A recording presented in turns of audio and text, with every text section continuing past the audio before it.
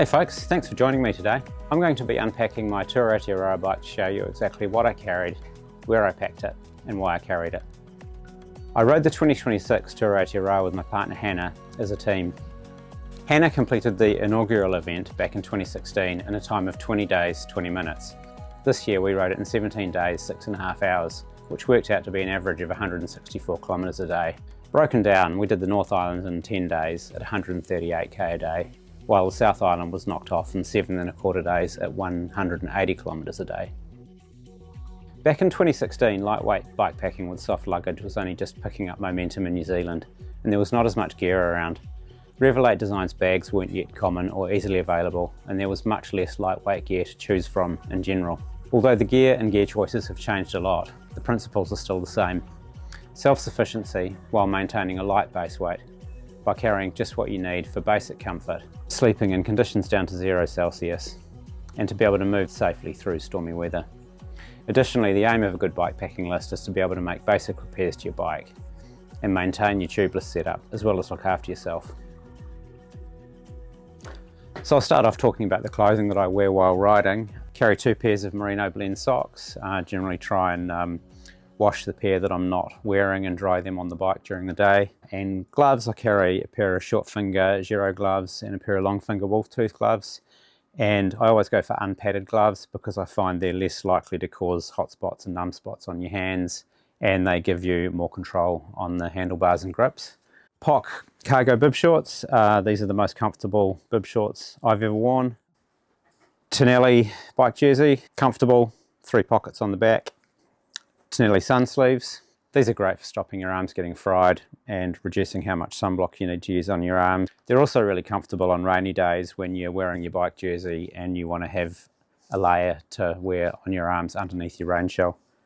And a Rafa vest. I particularly like this model because it's got 2 pockets on the back. Calf sleeves. I always use these in endurance events because they're great for preventing swelling in your lower legs. Pair of Tonelli overpants.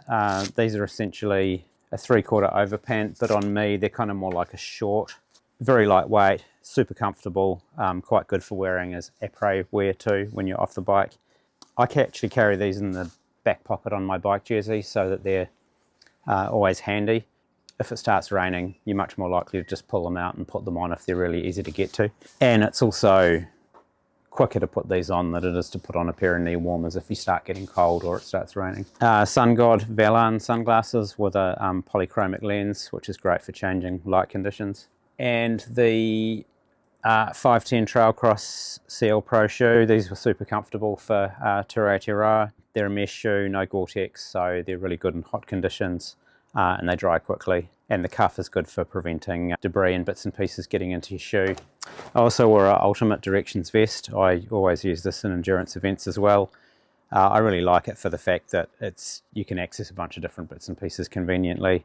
I keep my sunblock in one pocket, a buff in another. I use a 2-litre Camelback bladder with it. And I like it for the fact that you can hop off your bike, go into a shop or go into some bathrooms and you've got everything you need with you. So inside the vest, I've got a Be-Free water filter. Actually didn't use this in Tour Aotearoa, probably wouldn't carry again. A couple of spare Ziploc plastic bags, spare dry bag, the Tonelli touring jacket rain shell.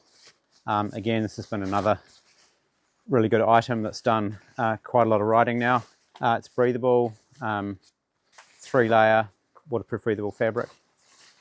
Baby wipes and a wee dry bag with other toiletries and some other miscellanea, a little wee bikepacking wallet, my Nightcore NU43 1200 lumen head torch. This attaches onto my helmet with a Velcro strap, and a Lazine rear light. I also carry a small backup rear light in case the battery dies in this one unexpectedly.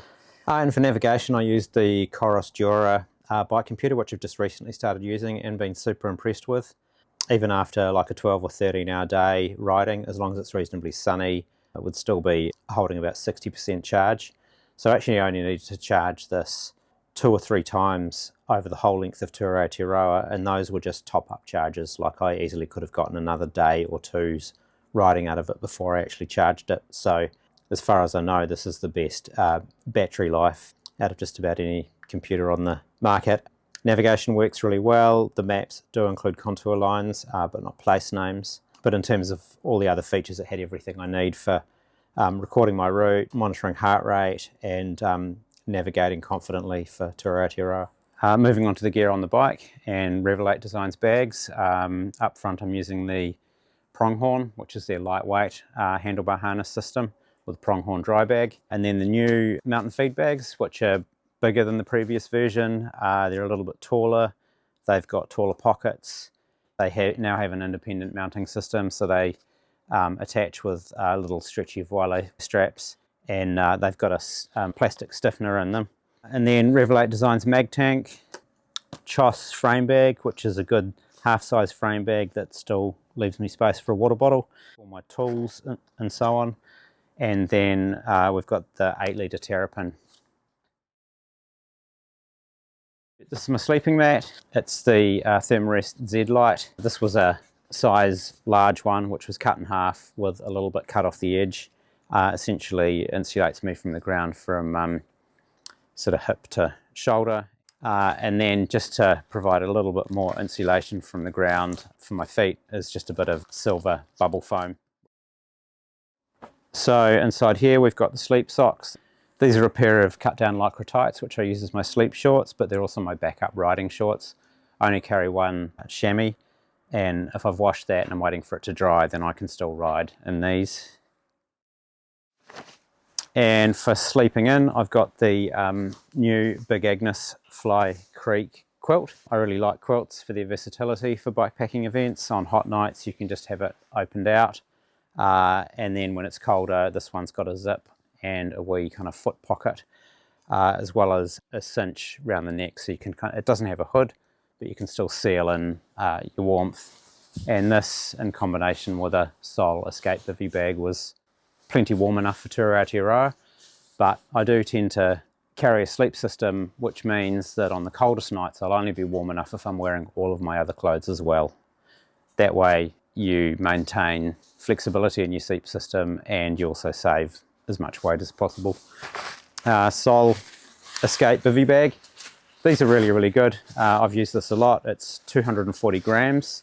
It is breathable, but it's not as waterproof as a traditional waterproof breathable fabric bivy bag. It's just got a kind of 1/3 zip here, basic hood, no bug screen or anything, and it does have a cinch cord so you can cinch it up pretty tight. The only time this bag was inadequate was on the night before the race when there was a lot of mosquitoes, and with no bug screen you are a bit exposed to them, so I ended up cinching it up real tight to keep them out, which meant it was a bit hot. But for every other night of the event it was fine. So I've got an ultralight OMM fleece. This is really super compressible and super warm. Generally just worn as sleepwear, but if you get a really, really cold, wet day, then it's awesome to wear next to the skin underneath a rain jacket too. And I've got a small Tyvek ground sheet that's just cut to be the right size for my sleeping mat.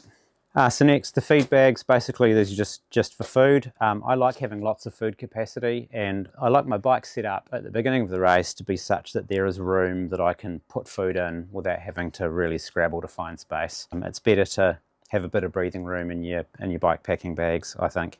I carry a little pack towel. This is just a little homemade cable lock with a small combination lock, essentially just for locking the bike up and preventing opportunistic theft, but it's not going to stop a determined thief. Chapstick for the lips.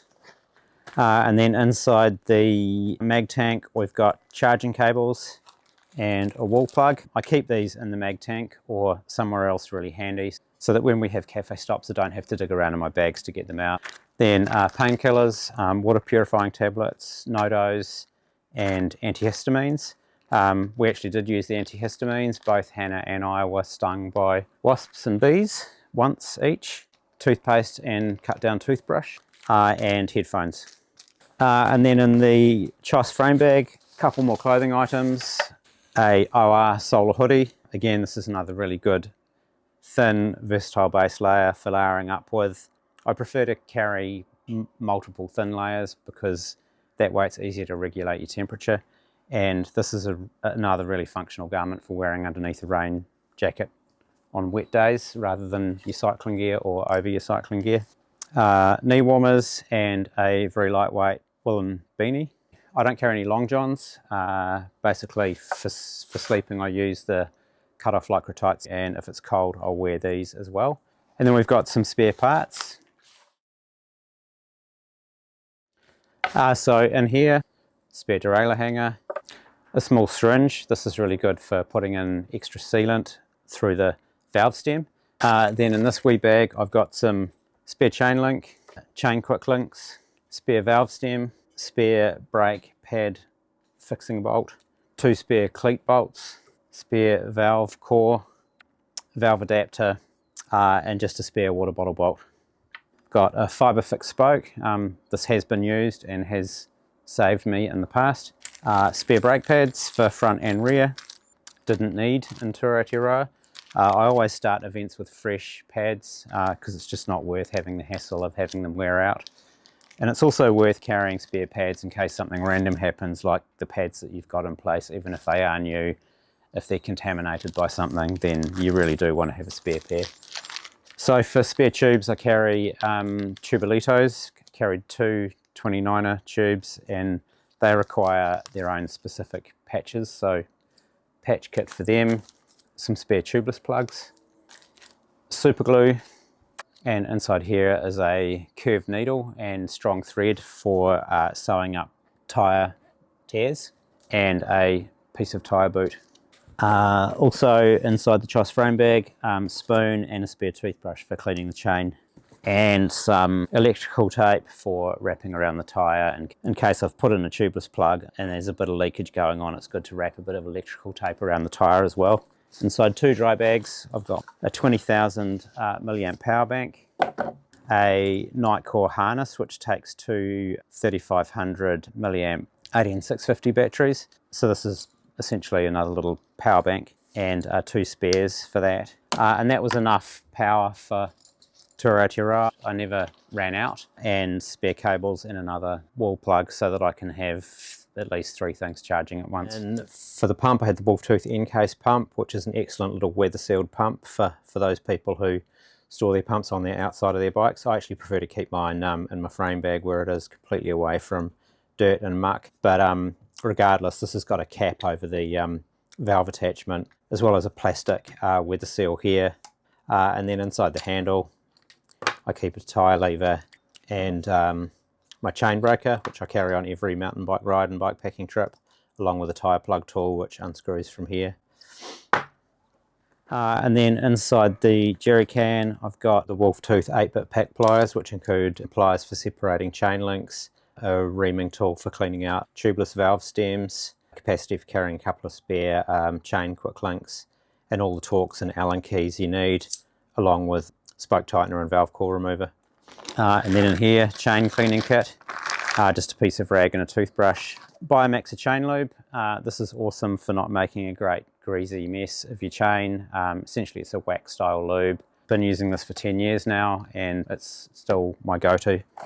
Small bottle of spare tyre sealant. In my opinion, if you're running tubeless, then this is more useful than carrying a spare tube, because basically once you set up tubeless, you want to maintain the system as much as possible, rather than as soon as you get a puncture just putting in a tube. It's better to troubleshoot and try and fix the tubeless issue, because as soon as you start to try and put a tube into a system that's been running tubeless for ages, you open a can of worms with bits of glass and thorns and so on stuck in the tyre that you're trying to put a tube in, so it's inevitably going to get punctured. So I find a lot of tubeless problems can be solved just by putting in some more sealant. And with a little bottle like this, you can inject it straight in through the valve stem, or you can use the syringe as a funnel. Also in here I've got a Leatherman Juice 2, which has got pliers and scissors, super useful. And then seat bag.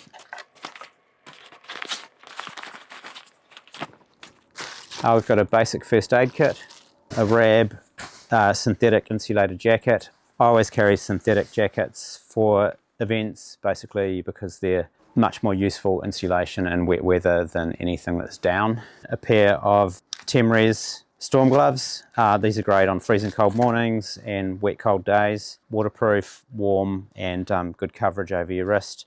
Best glove I've used for bike packing in bad weather. A tent fly, we didn't actually use this, and I wouldn't carry one for Tour Aotearoa again. And the 2 spare Tubolito tubes, wrapped up in duct tape and plastic bags so they don't get holes in them. And that's it. Thanks for watching.